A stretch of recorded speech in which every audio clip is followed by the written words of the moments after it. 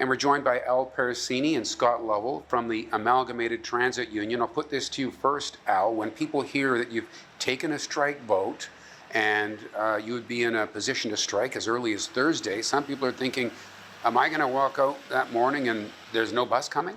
No, not at all. We'll be giving our riders plenty of notice before we get to that point so they can make arrangements, but they just won't wake up one morning and not have a bus there.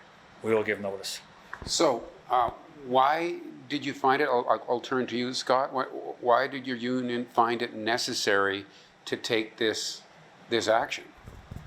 The company wasn't serious with any kind of offer that they had financially for us, but in reality, we can't get bus drivers.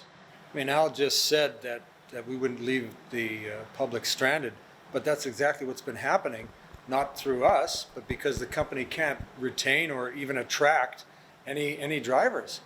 The wages are so low, what'll happen is people will come and start working, and with their professional class 2 license, they'll say, oh, I'm not going to work for this because I can go right next door and work for $6, $7, $8 more an hour with benefits, with guaranteed shifts, with some kind of a future.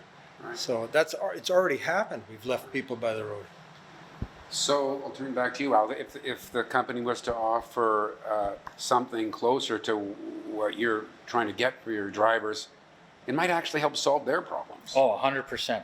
100%. If they would pay a proper wage, what other transit systems our size are making, by all means, throw a pension in there. We don't have any pension. So if they throw a pension in there, wage parity with other properties, they'd have no problems at all. They'd have people lined up to work here for sure. Right. You mentioned retention. Are there frustrations on the job that are part of the fact that people maybe give it a try and then walk away? Anything the company can deal with there, apart from the fact that sometimes riders don't treat them well?